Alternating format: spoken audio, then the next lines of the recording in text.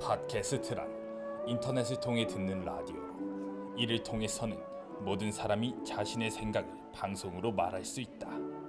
그리하여 오늘날 인터넷 강국 대한민국에는 또 하나의 여론 팟캐스트가 등장했다.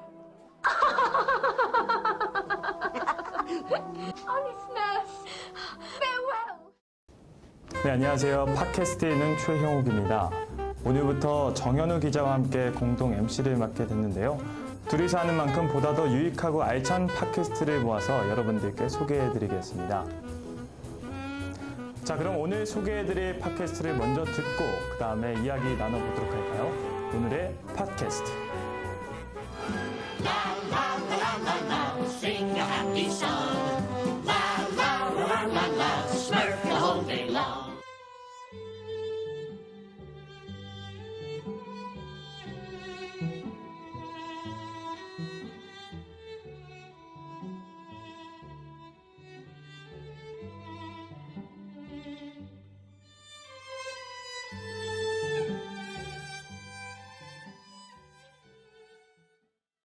안녕하세요. 읽어드림을 진행하고 있는 김인영입니다. 이번 화에 읽어드릴 책은 2012년 이상문학상 수상작 중 김영하 작가님의 옥수수와 나를 읽어드리도록 하겠습니다. 사실 이전까지는 문학상 수상집을 읽어본 적이 별로 없었는데 저도 이번에 진행을 하면서 차근차근 읽어보려고 합니다. 많은 분들께서 2014년 작품집에 수록된 빛의 호의를 추천해 주셨는데 책을 아직 구매하지 못해서 다음에 기회가 되면 진행해 보도록 하겠습니다. 2012년 이상문학상 대상을 수상한 옥수수와 나는 여러분들께서 잘 알고 계실 만한 김영하 작가님의 작품입니다. 김영하의 책 읽는 시간이라는 팟캐스트도 운영하고 계신데요. 제가 읽어드림을 시작할 수 있는 용기를 얻기도 했고 제가 즐겨 듣는 팟캐스트라 작가님의 소설뿐만 아니라 팟캐스트 역시 추천드리고 싶네요. 그럼 읽어드림 시작하겠습니다.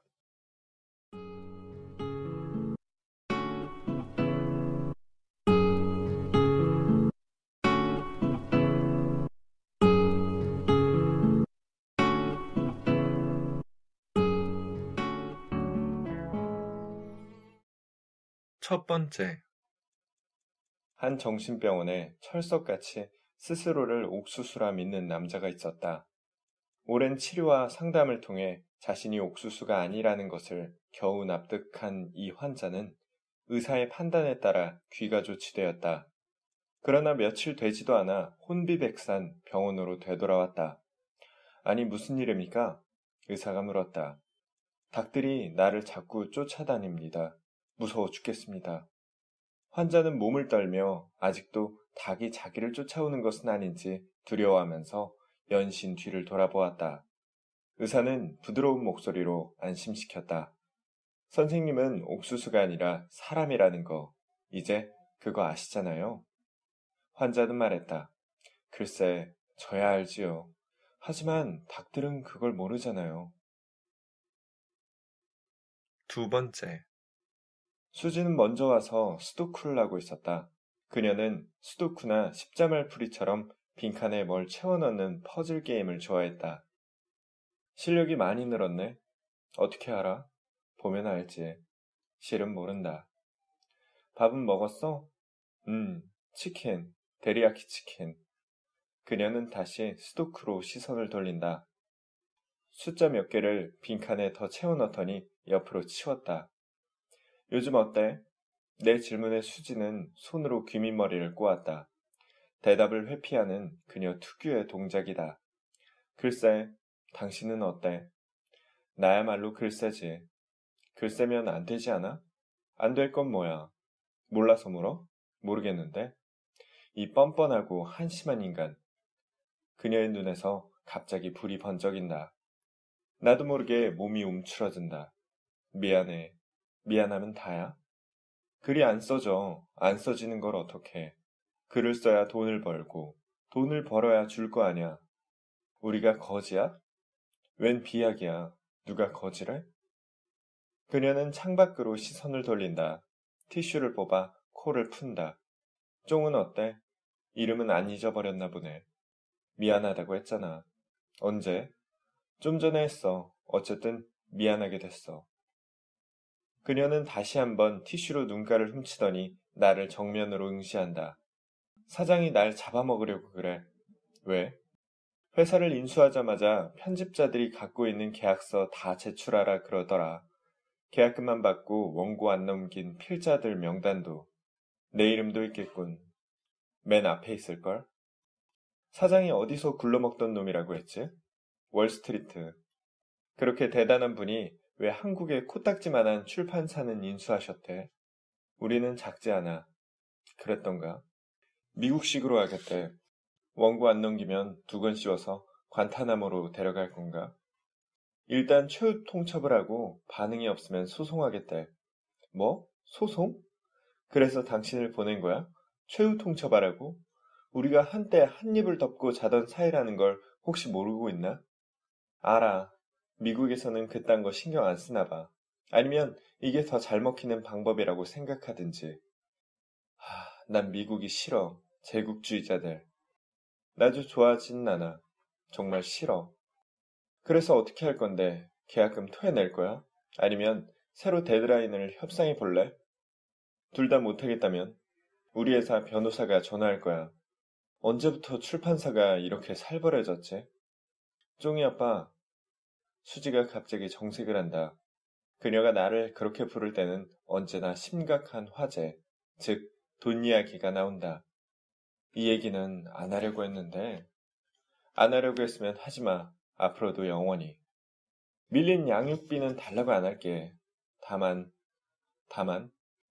쫑이가, 나도 걔가 뭘 어떻게 했는지는 자세히 모르겠지만, 어쨌든 당신 딸 쫑이가 미국의 대학 몇 군데에 어플라이를 한 모양이야. 한국에는 대학이 없나? 어쨌든 그래서 연락이 왔어. 실패에 쓴 잔도 그 나이에는 맛볼 필요가 있지. 너무 좌절하지 말라고 전해줘.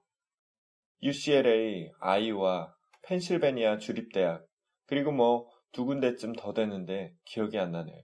어쨌든 무려 5군데에서 쫑이를 받아주겠다는 거야. 실로 놀라운 일이군. 우리 둘 다 머리가 별로인데 어떻게 그런 애가 나왔지? 장학금은 없어. 학부는 원래 그렇대. 여기 금연이니? 말 돌리지 마. 그럴 줄 알았어. 어중간했구만. 좋은 대학들은 학부라도 장학금 주는 걸로 내가 알고 있는데. 쫑이 말로는 일부러 등록금 싼 데만 골라서 보냈대. 그럼 스탠퍼드나 뭐 그런 비싼 사립대학도 갈 수 있었다는 거야? 아빠가 좀 더 믿음직한 사람이었으면 그런 데도 지원했을 거야. 왜 모든 게 내 탓으로 귀결되는 거야? 모든 건 당신한테 달렸어. 수지가 엄숙하게 선언했다. 나는 손을 내저었다. 작가가 무슨 돈이 있어. 당신도 알다시피 받은 계약금도 다 써버렸잖아. 내 사정 뻔히 알면서 빚더미에 앉아있다고. 좋아. 그럼 당신이 쫑이에게 얘기해. 안 됐지만 부모가 돈이 없으니 포기하라고. 난 못하겠어. 걘 왜 그렇게 속물이야. 도대체 미국 대학을 가야겠다는 생각이 어떻게 고등학생 머리에 떠오를 수가 있지? 걔 미국 드라마 너무 많이 본 거 아니야? 우리 때는 부모가 서울에 있는 대학만 보내줘도 감지덕지였는데. 쫑이는 어려서부터 성격이 독하고 지는 걸 절대 못 참았다. 호승심이 강한 어린애처럼 매력없는 존재도 드물다. 초등학교 때부터 밤을 새워 공부하고 별것 아닌 보드게임 한 판 치고도 대성통곡을 하는 애라니. 내 인생에 행운이 있다면 우리가 갈라설 때 쫑이가 제 어미를 선택하고 일찍 내 곁을 떠나갔다는 것이다. 월스트리트에서 오신 잘나신 사장님께서 소송당해서 곧 빈털터리가 되게 생겼는데 내가 어떻게 쫑이 등록금을 대겠어? 그게 말이 된다고 생각해? 수지는 한숨을 쉬며 고개를 떨군다. 쫑이 말로는 첫 해 등록금과 기숙사비만. 수지는 말을 잇지 못하고 울먹였다. 빌려달래. 글쎄, 빌려달래. 나머지는 자기가 어떻게든 해보겠다면서. 어린애가 눈치가 빤해가지고. 수지도 대성통곡을 할 기세였다. 나는 얼른 손을 내저 그녀를 진정시켰다. 너는 돈 없어? 월스트리트가 월급 안 줘? 출판기 사정 알면서 왜 이래? 좋아, 좋아. 그럼 내가 어떻게 하면 돼? 얼른 소설을 써. 그 길밖에 없어. 당신이 돈 버는 재주는 그것밖에 없잖아. 사장한테는 내가 잘 말해볼게. 당신 장편 안 나온 지 꽤 됐잖아. 이번에 나오면 좀 팔릴 거야. 첫 학기는 내가 어떻게 해볼 테니까 그 다음은 당신이 좀 어떻게든 해줘.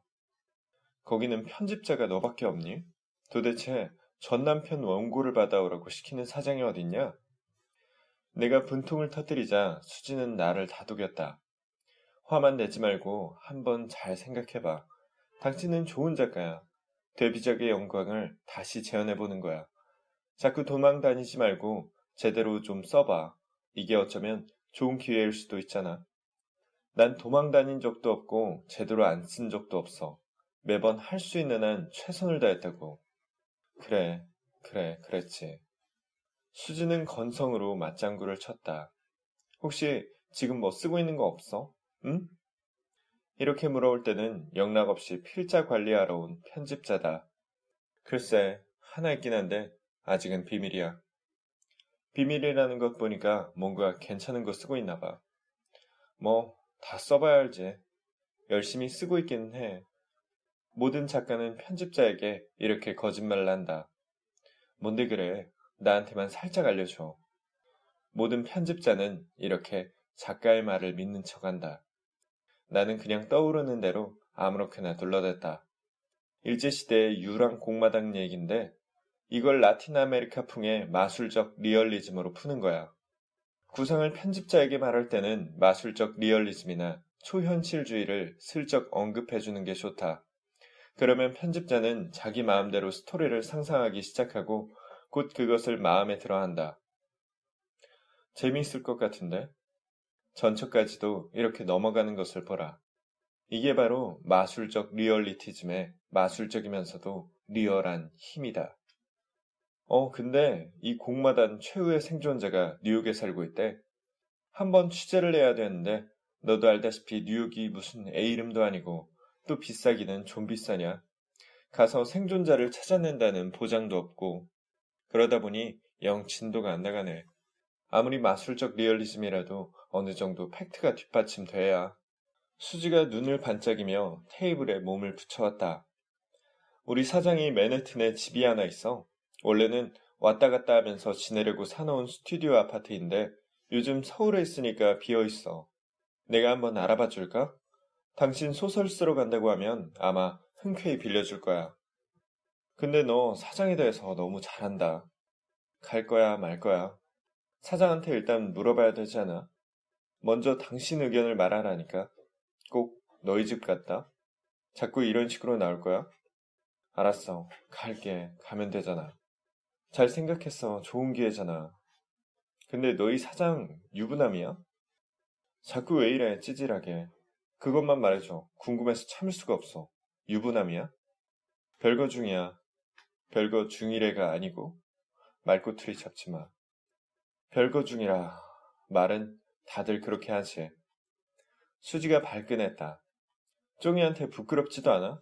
아빠 노릇 제대로 못하면서 뭐가 그렇게 말이 많고 질척거려? 알았어. 미안 그래. 내가 좀 찌질하긴 해. 좋아. 그럼 이렇게 하지. 존경하는 사장님께 그 대단한 뉴욕하고도 맨해튼에 소유하고 계신 아파트를 슬럼프에 빠져 계약도 제대로 이행 못하고 있는 불쌍한 작가를 위해 제발 몇 달만 공짜로 빌려주십사고 정중하게 청해줄래? 아주 감사히 쓰고 원고는 정해진 기한 안에 반드시 넘길 테니 그동안의 계약 불이행은 부디 용서해달라고도 나 대신 말씀드리고. 시끄러워. 알았어. 수지는 차를 몰고 회사로 돌아갔지만 나는 카페에 더 남아있었다. 이상하게 수지를 만나면 나는 그 옛날에 철없던 시절로 돌아가 버리고 만다. 응석을 부리고 어깃장을 놓고 위로를 구걸한다. 나는 이제 옥수수가 아닌데, 정말 옥수수가 아닌데, 그런데 수지가 그걸 모르고 있으니 내가 이제 더 이상 옥수수가 아니라는 사실은 아무 의미가 없다. 나는 카페를 나오면서 하늘을 쳐다보았다. 흐린 하늘에는 뒤룩뒤룩 살찐 비둘기 떼만 어지러이 날아다녔다. 세 번째. 나에게는 2명의 친구가 있다. 둘의 공통점은 섹스 파트너가 있다는 것이다. 한 녀석은 대학에서 철학을 가르치면서 시를 쓰고 다른 녀석은 시를 쓰며 카페를 운영한다. 그런데 카페를 경영하는 녀석의 시가 철학을 가르치는 친구의 시보다 훨씬 난해하다. 어쨌든 이 둘은 서로를 매우 싫어한다. 한때는 나와 함께 어울려 다니며 술 추렴 깨나 했지만 다 옛날 일이다. 언젠가 내가 철학에게 그의 섹스 파트너에 대해 묻자 그는 이런 말을 했다. 섹스 파트너와 뭔가를 교환한다고 믿는 사람들이 있지. 나는 그런 의견에 동의하지 않아. 교환한다니? 뭘? 전쟁 당사국들이 전쟁을 교환하지 않듯이 바둑 친구들이 바둑을 교환하지 않듯이 섹스 파트너들끼리도 섹스를 교환하지 않아. 나와 그녀는 뭔가를 교환하기 위해 만나는 것이 아니라 낭비하기 위해 만나는 거야. 우리는 시간과 에너지를 함께 소비하지. 그러나 궁극적으로 낭비하는 것은 바로 섹스라는 관념이야. 나는 섹스를 한다라는 무거운 관념을 덤프트럭이 모래를 쏟아놓듯 훌훌 던져버리고 홀가분하게 집으로 돌아가는 거야. 비트겐슈타인식으로 말하자면 우리는 섹스 파트너라는 이름의 상자를 공유하고 있는 거야. 그 안에 들어있는 것이 무엇이든 간에 우리는 그것을 섹스 파트너라고 부르기로 정한 거야. 그리고 실은 그 뚜껑을 열지 않아. 우리가 뚜껑을 열지 않는 한 우리는 안전해. 철학과 만나 관념을 낭비하는 여자는 카페의 아내다. 둘이 한 달에 몇 번이나 만나? 철학은 잠시 생각을 해보다니 고개를 저었다. 대중 없어. 매주 만날 때도 있고 한 달에 한 번도 못 만날 때도 있어. 근데 그건 왜 물어? 난 모든 걸 궁금해하는 프루스트형 소설가잖아. 근데 한 달에 한 번이라고? 그날이 다가올 때면 환경미화원들이 장기 파업한 도시처럼 너의 고매한 정신 곳곳에 섹스를 한다라는 관념이 쌓여서 악취를 풍기고 있겠구나. 철학이 맥주잔을 손으로 뱅글뱅글 돌렸다. 지독하게 기분이 나쁠 때 하는 짓이다. 한참을 그러더니 미간을 좁히며 삐딱하게 물었다. 그런 너는 그 관념을 어떻게 처리해? 나는 관념이 아니라 정액을 처리해. 여러 가지 방법으로. 소설가는 말이야, 현실적이어야 해. 철학이 의의를 제기한다. 그게 과연 그렇게 간단할까? 너는 관념에서 출발해 거기에 사실의 살을 붙여가는 일을 하잖아. 아이디어에서 출발해 거기에 육체를 더하는. 그러니까 네가 뭐라고 떠들든 너 역시 관념을 먼저 처리해야 할 거야. 소설은 그런 게 아니야. 매우 육체적인 거야. 심장이 움직이면 마음은 복종해. 우리는 시인이나 평론가와 다른 몸을 갖고 있어. 문학계의 해병대, 육체노동자, 정육점 주인이야. 너의 그 확신이 나는 불길해. 누가 철학자 아니랄까봐 냉소적이기는. 언젠가 카페에게 이런 질문을 던져보았다. 너는 그 여자를 뭐라고 부르니? 이제는 후진양성에 전념하고 있는 왕년의 프로레슬러처럼 생긴 카페는 여자 얘기를 할 때면 약간 수줍어하곤 한다. 사실 우리는 서로를 별명으로 불러. 걔한테 내가 붙여준 별명이 100개도 넘을 거야. 만날 때마다 다른 이름으로 부르거든. 무의미할수록 좋아. 나의 다리, 부러진 의자라고 부를 때도 있고 매우 공허한 찐빵이라고 부를 때도 있어. 헤이, 섹스 파트너라고 부를 때는 없어? 장난으로라도? 아님 섹파 같은 준말로라도. 요즘 어떤 엄마들은 아들을 아들이라고 부르더라. 나는 그럴 때마다 그 엄마들이 어떤 넘지 말아야 할 선을 넘는 것 같아서 아슬아슬해. 아들이라고 부르는 순간 엄마와 아들 사이에 어떤 완충지대도 없어지는 거야. 섹스 파트너라는 말도 마찬가지야. 그러니까 내 말은 프라이팬에 뭘 구우려면 먼저 기름을 둘러야 한다는 거야. 그래야 서로 들러붙지를 않지. 잠깐. 근데 그 여자 뭐 하는 사람이라고 했지? 너한테 얘기해 준 적 없는 것 같은데. 유도신문은 나의 장기이지만 단련된 사람에게는 잘 안 먹힌다. 알았어. 그럼 다시 물어볼게. 그 여자 뭐 하는 사람이야?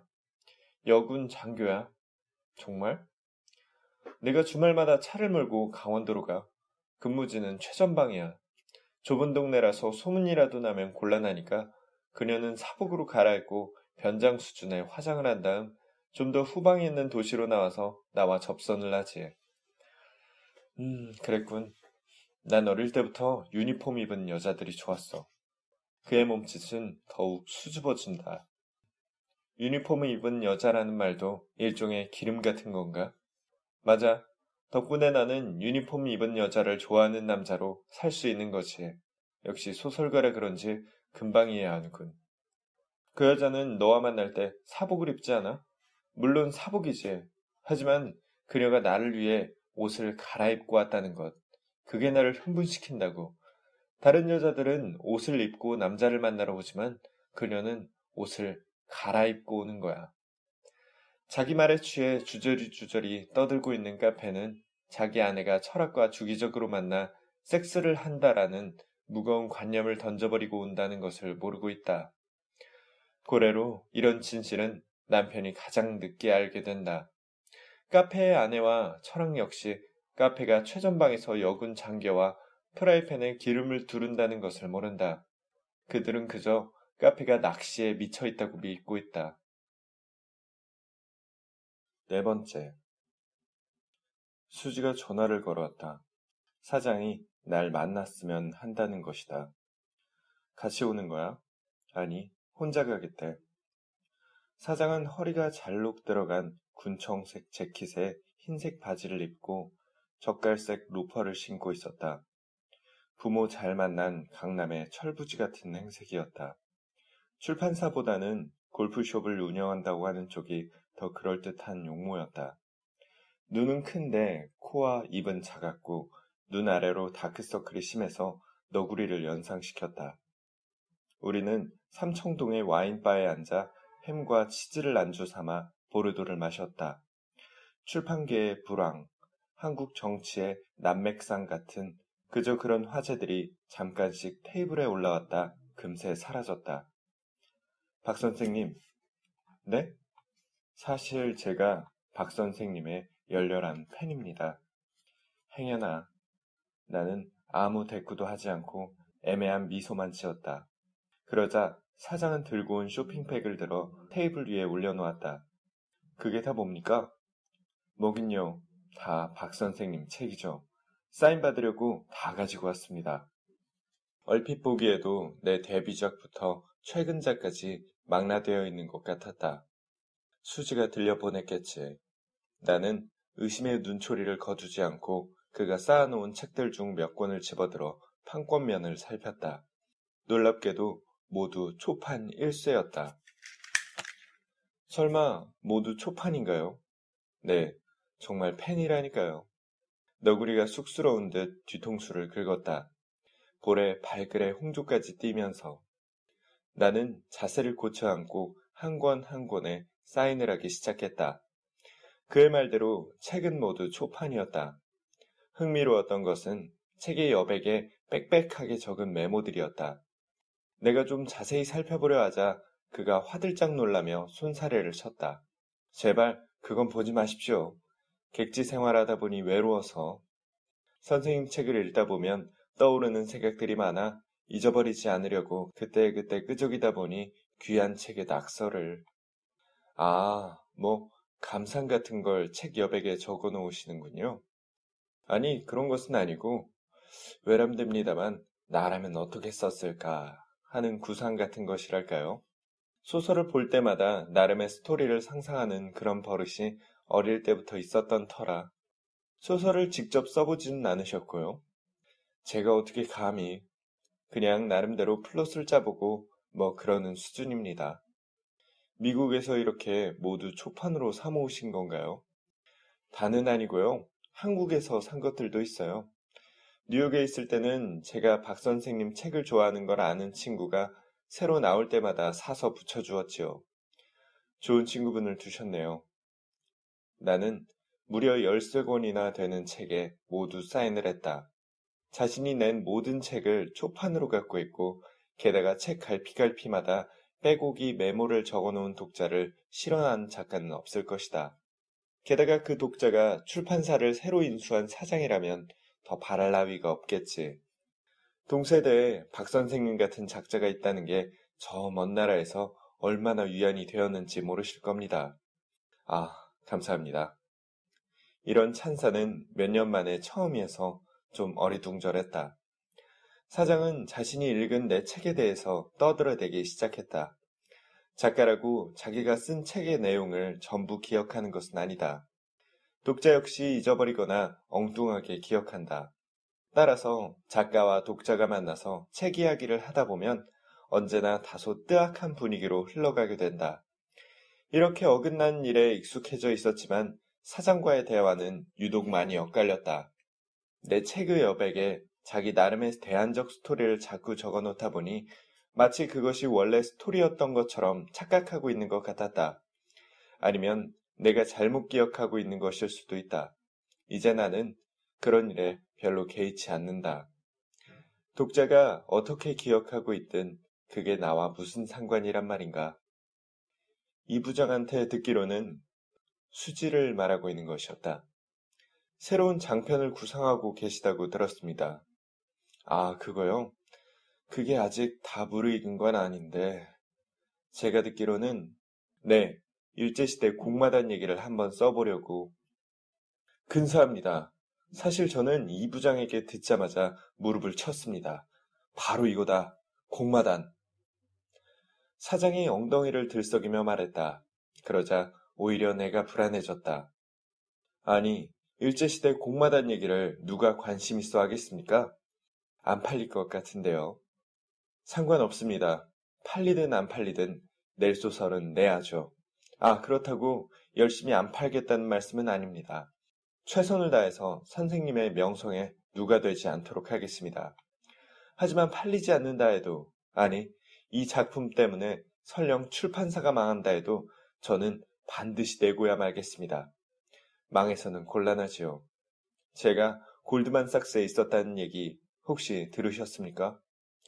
월스트리트에서 일하셨다는 얘기는 들었습니다만 투자은행 중에 투자은행이라는 바로 그 골드만삭스에서 일을 했습니다. 사연이 좀 깁니다. 제가 좋아하던 여자가 있었는데 부친께서 반대를 하셨어요. 여자네 집이 좀 가난했거든요. 무조건 그 여자는 안 된다는 거예요.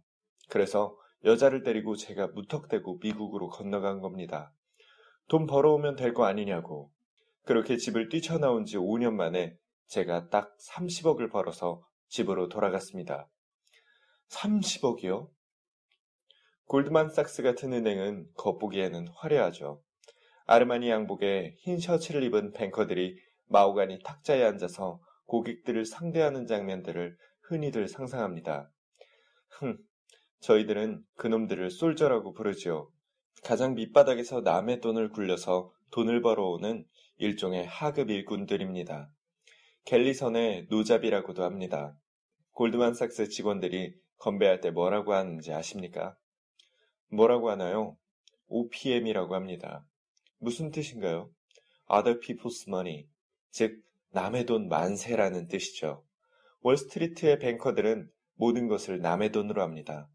남의 돈으로 투자하고 남의 돈으로 빌딩을 짓고 남의 돈으로 밥을 먹지요. 자기 돈을 쓰고 자기가 위험을 감수하는 놈들을 우리는 바보라고 생각합니다. OPM이라. 그런데 말입니다. 이 골드만삭스의 핵심에는 바로 골드만삭스의 자체 자금을 굴리는 인원들이 있습니다. 대부분은 유대인들이지만 꼭 그렇지만은 않습니다.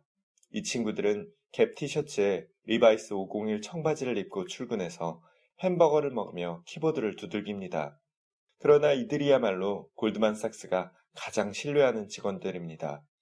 제가 바로 거기에 있었습니다. 와, 대단하셨군요.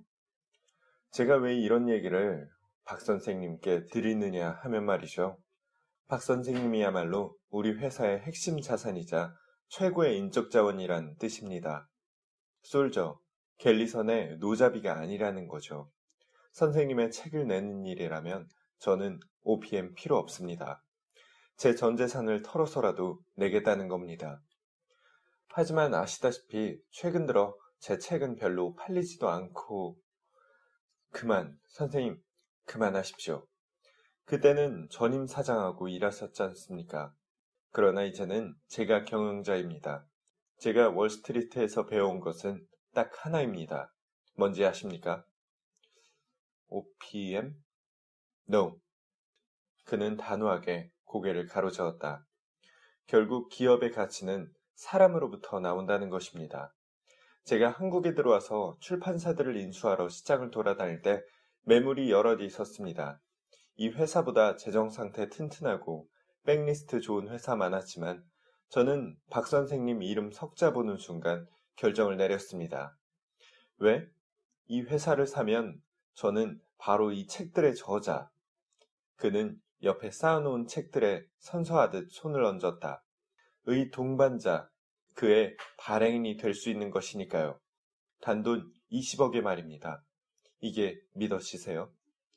글쎄요, 적은 돈은 아니라고 생각합니다만.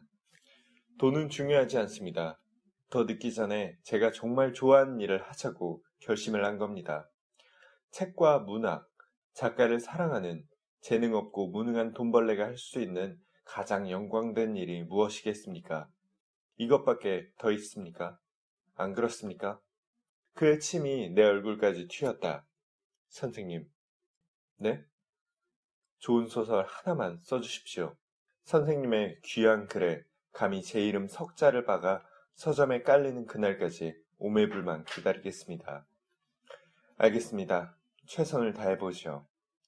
사장의 흥분에 나도 모르게 감염되어 덜컥 그럼하고 대답을 하고 말았다. 그제야 사장도 조금 긴장을 풀고 등을 소파에 기댔다. 뉴욕으로는 언제 떠날 예정이신가요? 사장이 얼음물을 한 잔 들이켜면서 물었다. 뉴욕이요? 공마단의 마지막 생존자가 거기 있다고. 그래서 취재하러 가신다고. 아, 네. 이번 달 안으로는 떠날 생각입니다. 제가 아파트 관리인한테 미리 얘기를 해놔야 돼서요. 가서 쓰시다가 뭐 불편한 점 있으시면. 그는 명함 한 장을 건넸다. 이 친구한테 말씀하시면 웬만한 건 다 알아서 처리해 줄 겁니다. 정말 뭐라고 말씀을 드려야 할지. 하여간 고맙습니다.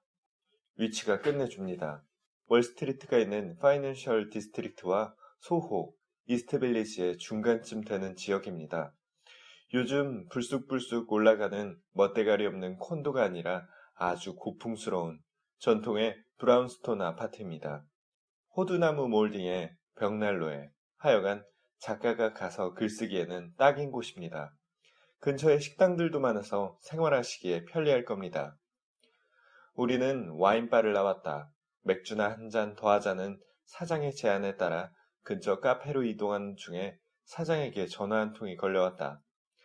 사장은 심각한 표정으로 전화를 받더니 나에게 양해를 구했다. 아들내미가 갑자기 아프다는군요. 이거 어떻게 하죠? 가보셔야죠. 뭐 다음에 또 뵙지요. 사장은 택시를 잡아타고 황급히 집으로 향했고 나는 멍하니 혼자 길에 서 있었다. 그냥 집에 들어가기는 뭐해서 철학에게 전화를 했다. 나야. 어디야?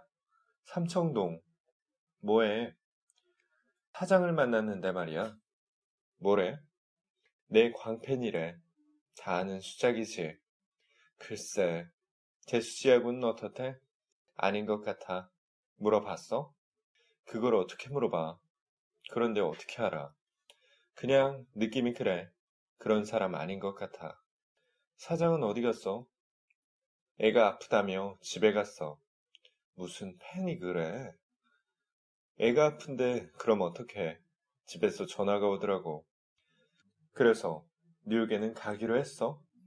응. 결국 그렇게 됐구나. 철학의 목소리에 실망의 기운이 묻어난다. 나와서 맥주 한잔 할래?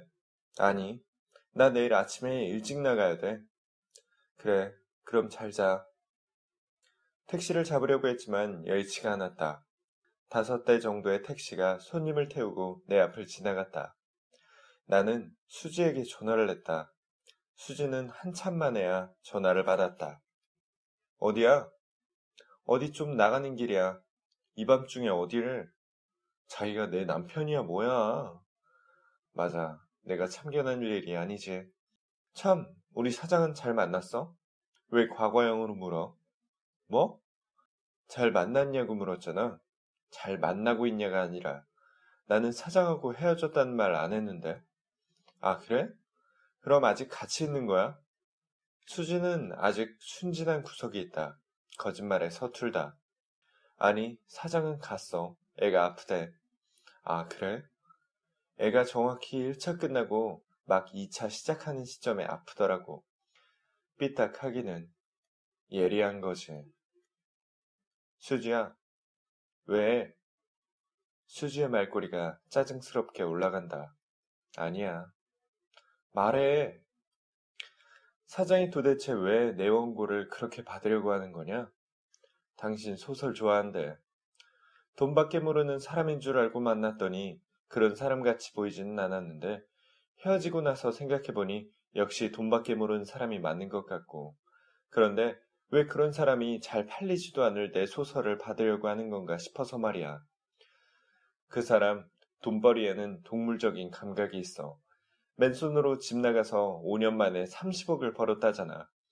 한번 믿고 원고 줘봐. 혹시 알아? 잘 팔릴지. 그럴까? 아저씨, 여기에서 내려주세요. 그녀가 택시기사에게 하는 말이 들렸다. 나 그만 가봐야 돼. 내일 다시 통화해. 나는 수지와 사장은 어떤 체위로 섹스를 할까 생각하며 삼청동의 밤길을 걸어 내려왔다. 5번째. 며칠 후 나는 철학을 만나 맥주를 마셨다.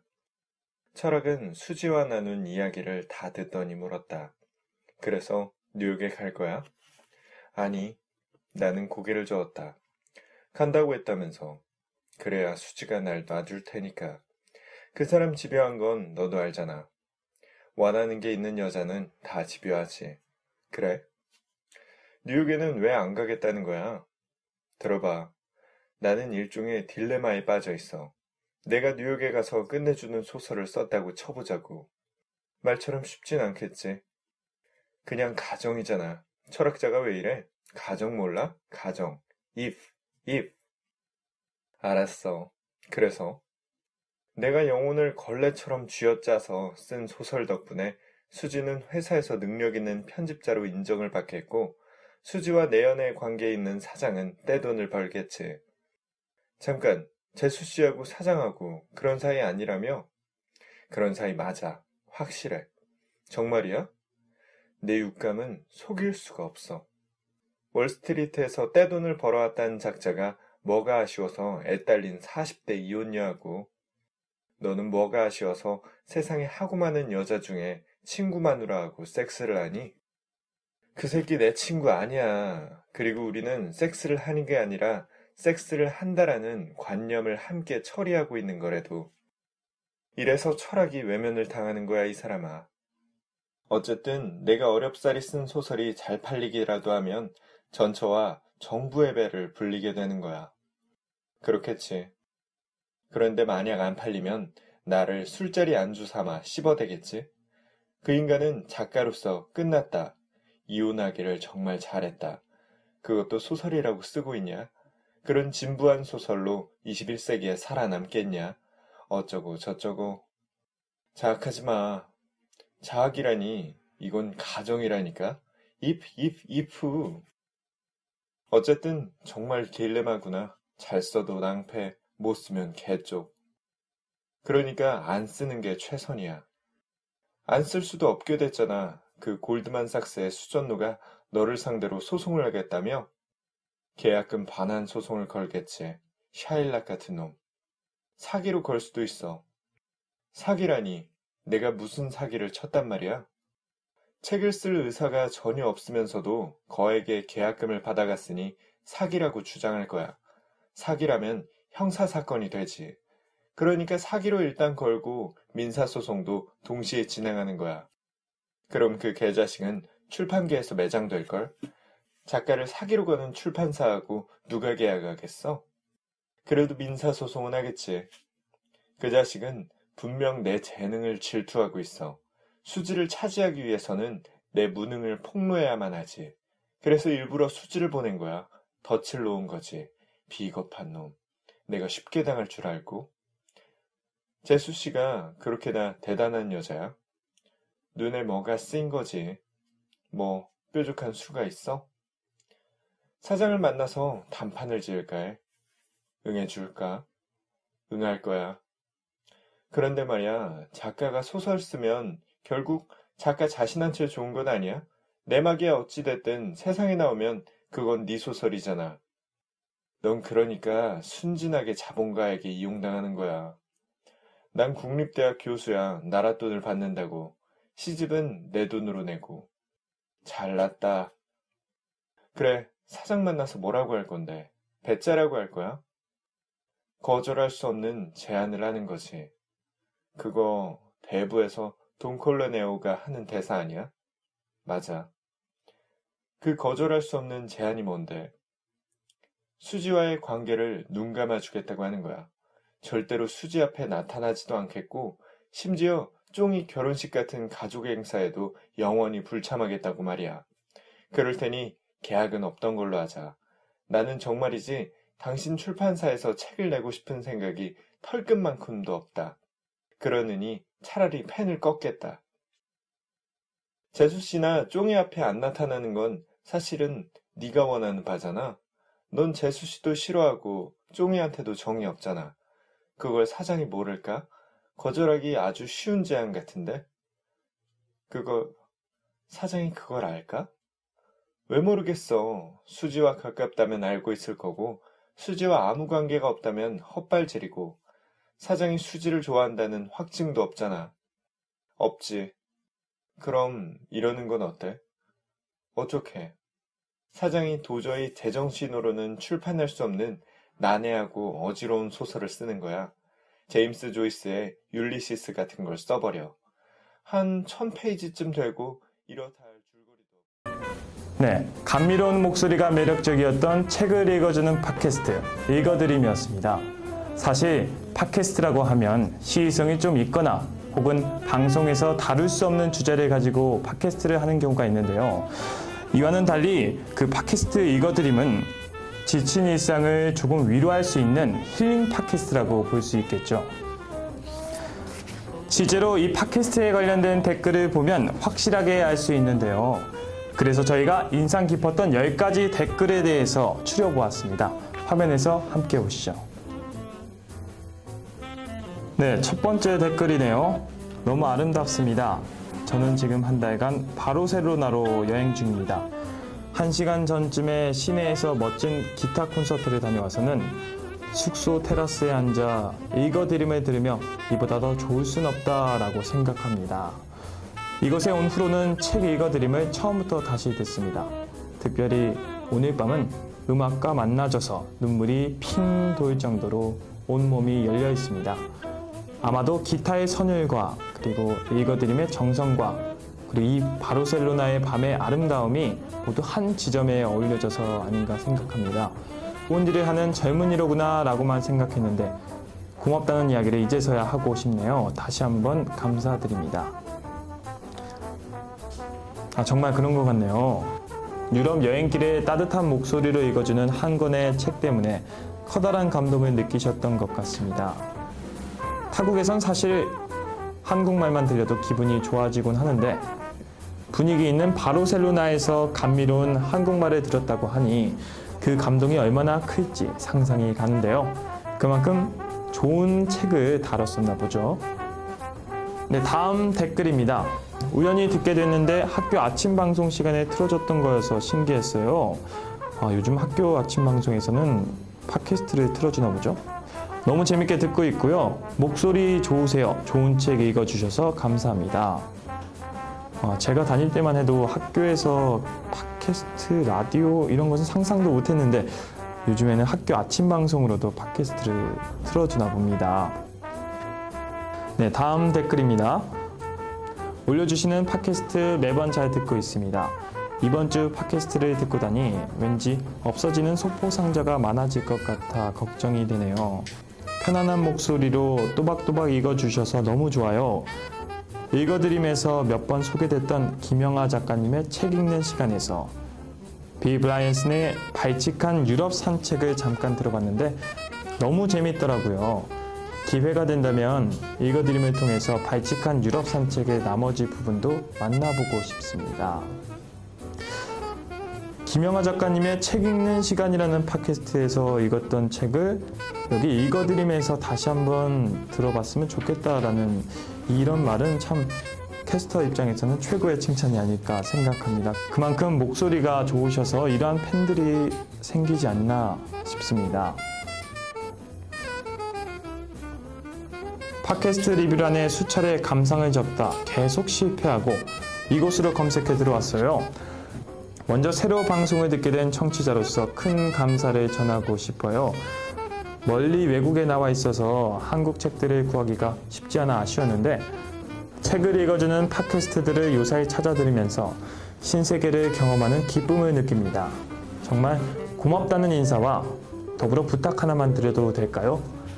김소연 작가님의 마음사전이란 책을 김영하 작가님의 팟캐스트를 들으며 알게 되어 관심이 좀 큰데 여기서 책을 구하기가 쉽지가 않네요. 부탁 좀 드려도 될까요? 많이 읽어주시면 감사하겠어요. 이 댓글도 이 앞에서 제가 읽었던 댓글과 마찬가지로 목소리가 너무 좋으셔서 김영하 작가의 팟캐스트에서 먼저 소개되었던 그 책을 다시 한번 읽어주면 어떨까 하는 제안이 있는 댓글이었습니다. 읽어드림의 댓글은 이러한 점이 특징인 것 같아요. 책을 추천하고 그리고 책에 대한 어떤 리뷰를 적으면서 좋았다, 더 읽었으면 좋겠다, 다른 책 또한 괜찮다 라고 이렇게 피드백을 서로 주고받는 청취자와 캐스터라 참 좋은 관계인 것 같습니다. 네, 다음 댓글입니다. 작품들 정말 재미있어요. 목소리도 발음도 참 듣기 좋고 편안하고요. 특별한 감상평은 아니지만 제가 방송 들으면서 느끼는 즐거움, 감사함 전하고 싶어 짧게 남깁니다. 읽어주셔서 참 좋아요 라고 하셨습니다. 목소리도 발음도 참 듣기 좋다는 말, 아나운서로서 참 제격인 것 같은데 어떠신가요? 한번 도전해 보시는 것도 괜찮을 것 같은데요. 다음 댓글입니다. 항상 감사한 마음으로 듣고 있습니다. 이번에 올려주신 김영하 작가의 옥수수와 나는 정말 재미있게 들었어요. 잠자리에 누워서 한참을 낄낄거렸네요. 감기 조심하시고 다음 업데이트에 뵐게요. 자, 김영하 작가의 옥수수와 나를 정말 재미있게 들으셨다. 깨알 칭찬인 것 같습니다. 잠자리에 누워서 한참을 낄낄거렸다. 그런 거 있잖아요. 예전에 라디오 중에 괜찮은 라디오 있으면은 꼭 밤에 잠자기 전에 들으면서 혼자서 웃다가 다시 잠을 들고 하는 그런 라디오. 이번에 읽어드림이 바로 그런 역할을 하고 있네요. 자, 다음 댓글입니다. 방송 계속해서 잘 듣고 있어요. 무용지물 박물관을 듣다 보니 네이비라는 등장인물이 읽어드림 진행자분과 같다는 생각이 들더라고요. 지난주에 올리신 옥수수와 나도 잘 들었습니다. 여자 등장인물 목소리까지 실감나게 잘 읽어주셔서 재밌게 들었어요. 참고로 이동 중에 들었는데 완전 몰입해서 듣느라 역에서 기차가 20분 동안 연착된 것도 모르고 있었어요. 바쁘시겠지만 앞으로도 좋은 방송 부탁드립니다 라고 하셨습니다. 예, 완전 몰입해서 듣느라 여기서 기차가 20분 동안 연착한 것도 모르고 있었다. 참 저도 듣고 싶어지는데요. 무용지물 박물관 한번 저도 읽어보도록 하겠습니다. 다음 댓글입니다. 이렇게 좋은 방송을 듣게 돼서 너무 좋습니다. 책을 좋아하는데 이렇게 운전하면서 듣게 되니 너무 좋습니다. 쉬운 작업이 아닐 텐데 정말 고맙습니다 라고 하셨습니다. 운전하면서 사실 책을 읽을 수가 없잖아요. 근데 이러한 팟캐스트를 통해서 책을 접할 수 있다니 굉장히 좋을 것 같습니다.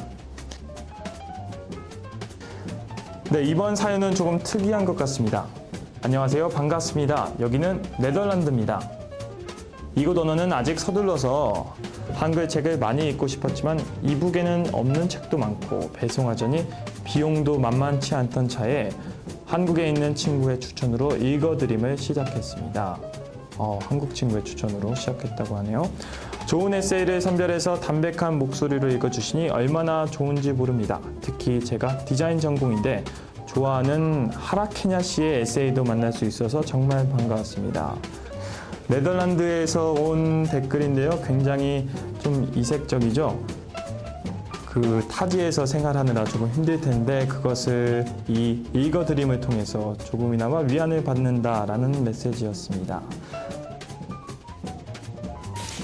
네, 마지막 댓글이네요. 안녕하세요. 제가 이런 후기를 잘 안 남기지만 후기를 남기고 싶어 또 검색해서 팟빵까지 들어왔어요.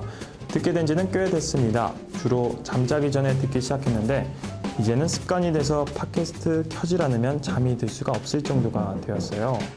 그중에 96%는 읽어드림 듣다가 그렇게 되었네요. 이제 들을 게 없어서 최신 업로드만 기다리고 있어요. 사실 듣다 보면 약 15분 전으로 잠이 들어서요. 사실 듣다 보면 약 15분 뒤에 잠이 들어서 매번 듣고 또 듣고 하게 되네요. 잠들어서 못 들은 부분을 찾아서 듣게 되는데 일주일 정도면 1시간짜리 충분히 복습하게 되더라고요. 그래서 감사드린다는 말씀 올리려고 이렇게 글을 남깁니다. 가끔 디자인 계열에서 일하시나 생각이 들기도 했는데요. 디자인 계열이신데 목소리가 왜 이리 좋으세요? 계속 청취할게요. 그만두시면 안 돼요. 라고 하셨습니다. 참 이런 분들이 계신 것만 해도 정말 캐스터분들에게 많은 희망과 그리고 응원의 메시지가 될 겁니다. 네, 참 특이하게도 다수의 분들이 자신이 원하는 책을 읽어달라는 그런 댓글이 많았습니다. 그만큼 읽어드림에는 청취자를 휘어잡는 매력이 있다는 뜻이겠죠. 실제로 제가 읽어드린 캐스터와의 인터뷰를 통해서 그 몇 가지 매력을 파악할 수 있었는데요. 읽어드림을 만들었던 이유에서부터 바로 그 비결이 있었습니다. 화면에서 함께 하시죠.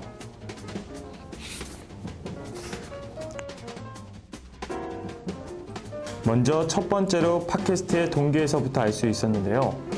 바로 읽어드림을 시작하게 된 계기가 김영하의 책 읽는 시간에서 했던 말 때문이라고 하네요. 나도 하는데 다른 분들도 했으면 좋겠다라는 말을 듣고 용기를 얻어서 시작하게 됐다고 합니다. 다음 두 번째로는 읽어드림의 내용에서 알 수 있었습니다. 너무 페이지 수가 많은 책들은 팟캐스트용으로 적당하지 않아서 녹음 분량으로 적당한 중단편집들 중에 문체의 난도가 높지 않은 것 위주로 선별했다고 합니다. 그만큼 청취자를 위한 배려가 있었다고 볼 수 있는데요. 그렇기 때문에 더 매력이 있다고 볼 수 있겠죠. 그리고 마지막으로 책을 오디오로 전달해야 하는 만큼 목소리에 집중할 수 있도록 잡음 제거에 신경을 썼다고 합니다. 실제로 잡음 때문에 전체 분량을 다 버렸을 정도로 자기 검열을 한 덕분에 오늘날 5천여 명의 구독자분들이 계시지 않을까 생각합니다. 그렇죠. 어떤 완벽한 품질을 위해서 최선을 다하는 장인처럼 이 팟캐스트도 이런 것을 봤을 때는 비슷한 부분이 있는 것 같습니다. 순수한 마음으로 시작한 읽어드림. 정말 많은 분들이 훈훈한 댓글을 달아주시고 또 응원도 해주시면서 앞으로 읽어드림의 미래는 좀 밝을 것 같습니다. 보다 더 많은 사람들이 읽어드림을 청취했으면 좋겠습니다. 저희가 마지막으로 읽어드린 캐스터분께 한 가지 질문을 했었습니다. 바로 팟캐스트란 무엇인가요? 라는 질문이었는데요. 캐스터분은 이렇게 말했습니다. 자신의 마음을 솔직하게 드러낼 수 있는 공간이라고 하셨습니다. 마음을 솔직하게 드러내는 공간, 요즘 세상에 꼭 필요한 공간이 아닐까 싶습니다. 저희 한국여름방송 팟캐스트의 눈에서 이러한 솔직한 분들의 꿈을 찾아 다음 주에도 다시 찾아뵙도록 하겠습니다. 오늘도 행복하셨길 바랍니다. 시청해주신 여러분 고맙습니다.